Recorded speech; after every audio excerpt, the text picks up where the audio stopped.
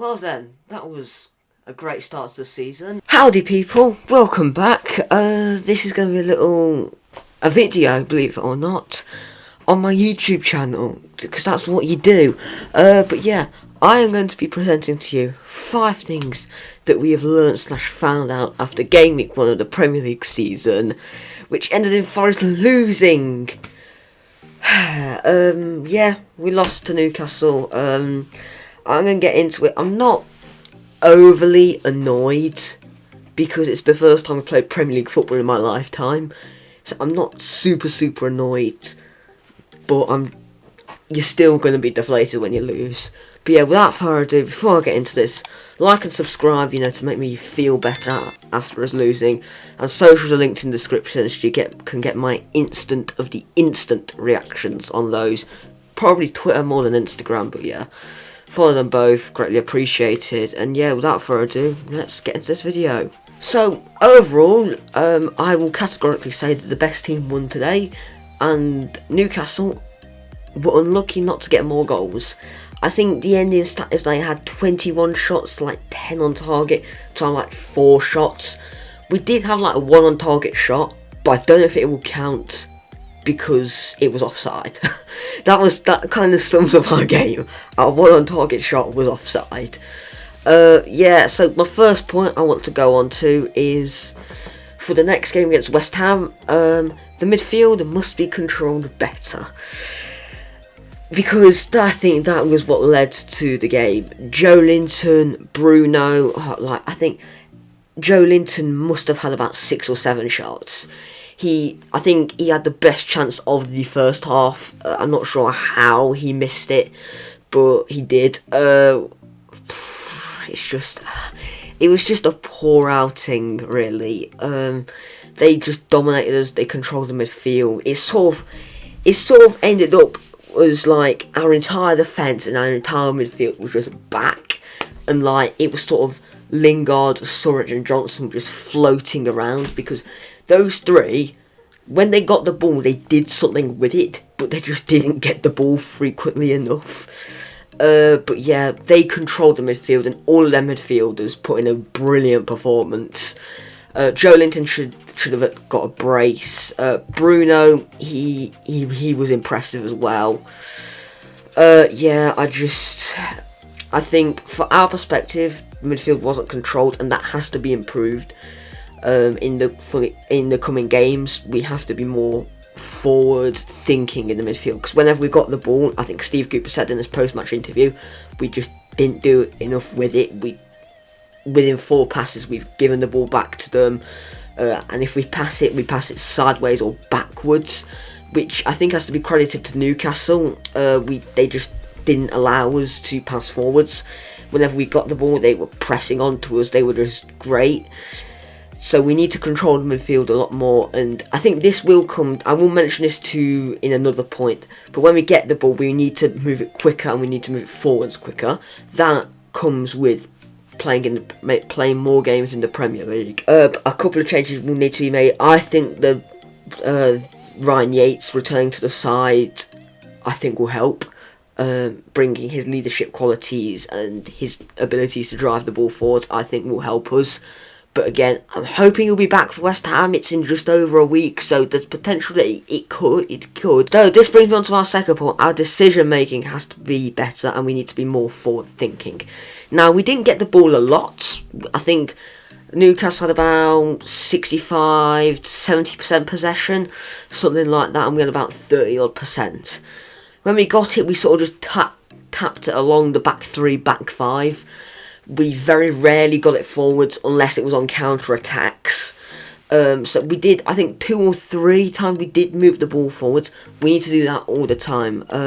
We did some very hasty long balls, and there was a couple of occasions where we did that in the Championship, but that was in some of our most poor performances. And I think a lot of fans have put that down to nervousness. I don't know. I'm not one of the 11 players on the pitch. But I think the decision making will come with more games in the Premier League. Obviously, we aren't playing with loads of Premier League experience in the starting 11. Obviously, Steve Cook and Dean Henderson are our two most vastly experienced Premier League players. Steve Cook wasn't even in the squad. I don't know if he was injured or what. And Dean Henderson, he's a goalkeeper who was probably one of the main reasons we didn't get hammered. So yeah, our passing does have to be better, because most Premier League teams, when you lose the ball, are going to want to press and win it back, and that's exactly what Newcastle did. Whenever they lost the ball, they were pressing to win it back, and it's very much Eddie Howe ball. He plays a very good brand of football, and he's a very, very good coach. And this teams won't always press when they lose the ball, but a lot of them will. This is the Premier League we are talking about here. And our third point is our home form is going to be crucial. Obviously, this was an away game at Newcastle. Newcastle are known for having some of the best fan bases and the most hostile home atmosphere in the Prem. I do like to think Forest, we sung well, and we do have good, solid home fans, and some of the best in England as well. You can't push over that. But, when there's about 50, 60 odd thousand Newcastle fans compared to about 3,500 Forest fans, it's going to be difficult to outsing them, especially because they're Newcastle fans. But our home form will be crucial, and the crowd will be crucial. The home Forest fans will have to and will act like the 12th man, and that is what will be needed. And I expect nothing less than absolutely brilliant performance from Forza Garibaldi and all the other Forest fans at the West Ham game.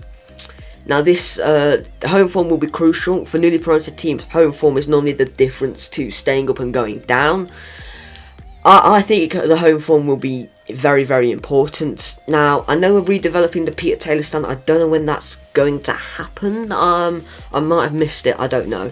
But still, it will be crucial in our survival more than away form for me. Away form's still going to be important, but home form will be even more important, because the Forest fans will act as a 12th man to push the team forwards. My fourth point is defence will be as crucial, if not more crucial, than attack. Now, defensively, I don't think we were too bad. Moussa Niakhaté did impress me a lot in the first half. A couple of marks will be dropped because it was the second goal. It was Callum Wilson who scored, and he was marking Callum Wilson. Now, again, he's been playing in Germany. It's a different league. I still think he put in a good 7 out of 10, 7.5 out of 10 performance. But again, marks will be dropped because it was his man that he's arguably lost. But he didn't lose him because he was still with him. It's just Wilson did reasonably well to get a foot in front of him. But I think Niakhaté was impressive. Obviously, Warren and McKenna, I don't think were too bad. I think Warren may have been slightly rash in his yellow card, but again, neither of them were I don't think you can say any defenders were bad. The first goal that was scored was just, you just got to applaud it. It's a brilliant finish. It's right into Dean Henderson's top corner. He can't do much about it. I think he put another goalkeeper in goal as well. I don't think they save it. It is an absolute rocket. It's got loads of power. It gets past 3 or 4 defenders. And I think in the first half especially, we defended excellently well. Dean Henderson made 2 or 3 top saves. We blocked a good few shots. I think McKenna was probably the best out of all the defenders. But again, Niakhaté was very good as well. I think a lot of people were slandering Toffolo. I don't think he was too bad.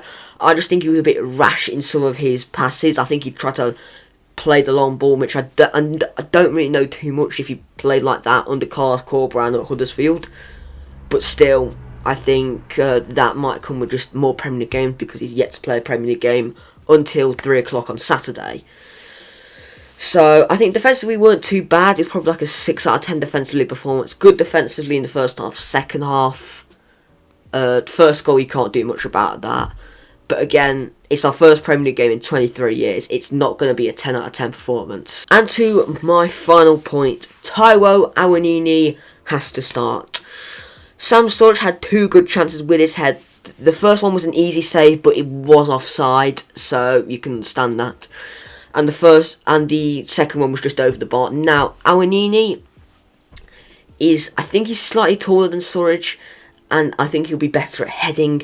And I think in this game, when we're not going to have as much possession, we need someone like Awoniyi, Keenan Davis, who can get the ball and just drive through teams. Whereas for me, Sam Sturridge is a player, he's a good finisher, but he's not the type of player you give the ball and he's gonna just drive through teams. You get a low driven cross in for him to sort of tap it in. He's more of a sort of a Graben-esque player. I do understand why he did play though, because we had 6 new players starting. You put Awanini in, that's 7. That sort of ruins the balance of the squad. Whereas if you put Surridge in, there's a little bit more chemistry there, which is why I did sort of understand, and I wasn't disappointed that he played. But Surridge had 2 chances, and none of which were brilliant. But he still is a player that I think deserves minutes off the bench. But Awanini is he's our record signing, so he definitely should be playing. And I will be very surprised if he doesn't start against West Ham on Sunday. But thank you all for watching this video. Make sure you smash the like button and subscribe if you are new. Consistent videos, I can assure you, are coming. This is going to be out on Sunday or Monday. I haven't decided which one yet. I should have a transfer video later on in the week. Thank you all for watching. Like and subscribe. It is all completely free and it helps out an absolute ton. If you never want to miss a video, turn on the notifications bell.